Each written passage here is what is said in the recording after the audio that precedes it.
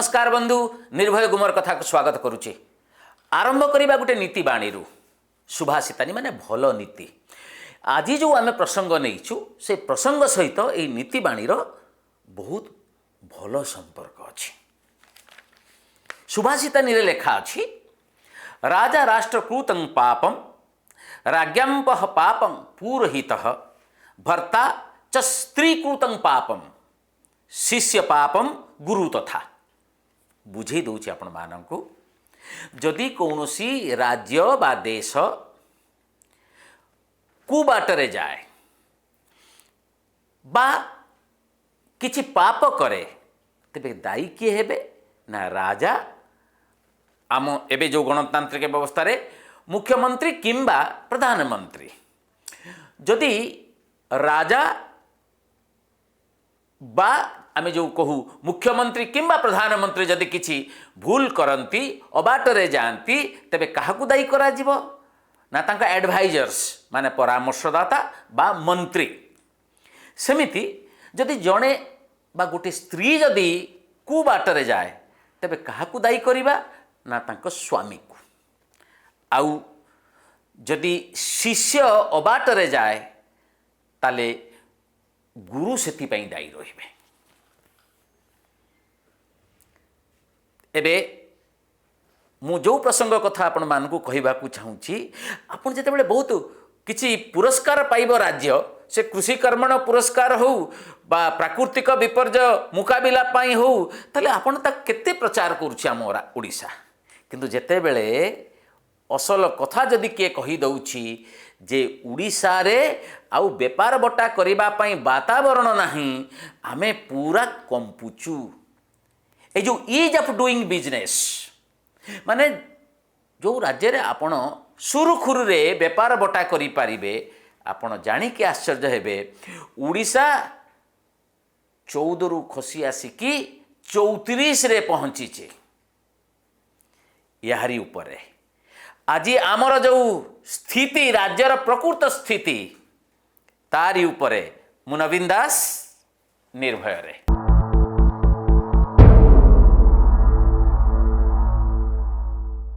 एबे सद्य रिपोर्ट प्रकाश पाई ease of doing business in India जो रिपोर्ट रे जो बिजनेस रिफॉर्म्स एक्शन प्लान 2019 जो एक्शन प्लान को आधार करके ये रिपोर्ट प्रस्तुत करा जाए। रिपोर्ट आप देखिए नंबर 1 स्टेट माने जो श्रेष्ठ राज्य हूँ आंध्र। आंध्र हूँ उड़ीसार पड़ोसी। द्वितीय रे उत्तर प्रदेश, तृतीय रे तेलंगाना। आपण खोजिबे उड़ीसा कोउटी अछि आपन को तोळू देखिबा को पड़िबो।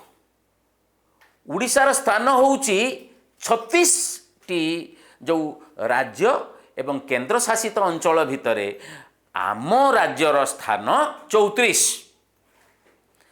29 नंबर रे अछंती 1 2 3 4 5 6 7 8 8टी राज्य आउ केंद्र शासित अंचल अछंती 29तम स्थान रे आमे सेथिरे अछु। आम तळे दुईटी अछंती सिक्किम आउ त्रिपुरा।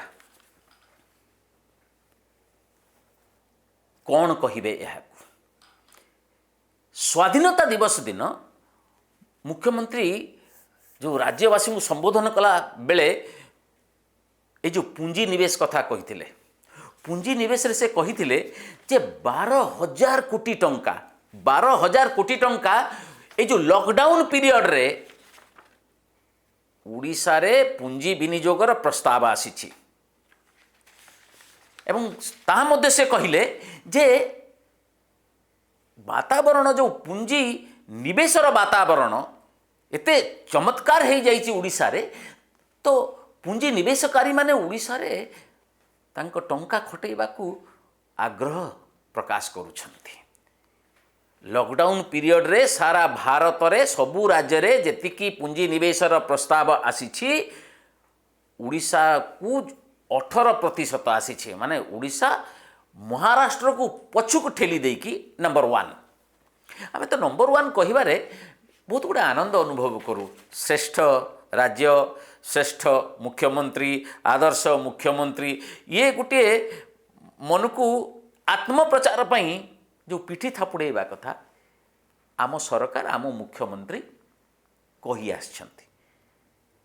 कथाटी है आपण मैंने सबू जानी पोथीगत विद्या परहस्त धन ये किछि फायदा नहीं। का हाथ में टंका रहिले आमर कौन लाभ। बही तो पोथी तो हूँ ज्ञानर भंडार किंतु ताकू सिना पढ़ी हेजिकी काम लगेले काम आसब। प्रस्ताव आसी 12,000 कोटी टंका। मुख्यमंत्री को आमर गोटे सविनय प्रश्न 2 वर्ष तले माने 2018 नवेम्बर रे आमर मेक इन ओडिशा कनक्लेव होता है। द्वितीय संस्करण थिला 2016 रहीतिला आ 2020 रे हबाकू जाउछि। मुख्यमंत्री कनक्लेव परे जहाँ कही मु आपण मानकू केवल स्मरण करई दउछि। 4.19 लक्ष कोटी माने 4.19 लक्ष कोटी टंका आपण मुंड ताब्जा हो पूरा। 4.19 लक्ष कोटी टंका रो पुंजी निवेश प्रस्ताव आसीछि बोली मुख्यमंत्री कही एवं से समय से जहाँ कही मु ताकू से इंग्राजी रे कही our aim is not only to make the youth industry ready माने आमे आम युवक मानू केवल शिल्प पाई रेडी करिबु ता नुहे but also to make them skilled in future technology. आमे भविष्यत पाई तांकू जो भविष्यत टेक्नोलॉजी पाई तांकू सब दक्ष करदेबु। 2 वर्ष तले आमर प्रश्न होछि ये 4.19 लक्ष कोटी कहवाकू गले 4 लक्ष कोटी छाड़ी दिंतु 19 4 लक्ष कोटी टंकारु केते पुंजी ओडिशा को 2 वर्ष भितर आसीछि तार गोटे हिसाब दियंतु। आउ जो कथा से कहले जो 12,000 कोटी टंका ये जो लॉकडाउन पीरियड रे आसीछि प्रस्ताव आसीछि केते आसीबो से कथा काहाकू जणा नाही किंतु सेतेबेले से कहले जे आमे एते स्टेप नहीं जाइचु आमर इकोनॉमिक एक्टिविटीज एते बढ़ी लॉकडाउन पीरियड रे भी एग्रीकल्चर इंफ्रास्ट्रक्चर सबुथिरे आउ एम्प्लॉयमेंट जेनेरेशन रे आमे आदर्श हो जाइचु। तेणु ये गोटे पुंजी लगाणर डेस्टिनेशन स्थल पालटि जाइछि ओडिशा। आपण एटा सत बोली मानुचंती कि छुटिया कथाटे आपन को कहबी ओडिशा को आम राज्यर जो श्रमिक माने बाहरे काम करुथिले से माने आसीबा को जेते बेले आरंभ कले आमे तांकू अटकौथिलु जे आसनी आईन रो साहाय्य नै कि बाड़ पकौथिलु। आसीबा परे आमे प्रचार कलु जे सेमानक जोगु कोरोना बढ़ी एबे भुवनेश्वर कहीं कौ प्रवासी श्रमिक मानक जोगु भुवनेश्वर रे कोरोना बढ़ुची आपण माने अनुभव करिवे। प्रत्येक दिन 700 उपरे जाउची। जो गंजाम कथा कह जाउतला गंजामटा होउची मुख्यमंत्री को जिला। मुख्यमंत्री 20 वर्ष होला अछंती शासन गादी रे। जो माने फेरी थिले जहाँ को आमे बहुत तांको ना रे अपवाद करिचु से माने आसिकी बुणीचंती कोरोना से माने एबे फेरी जाउचंती सूरत को। निकटरे छत्तीसगढ़ रे ये जो बस नहीं कि जाऊला आमर सूरत फेरंता उड़िया भाई मानक दुर्घटनाग्रस्त है 8 जन प्राण हरई 6 जन होती आमर उड़िया श्रमिक।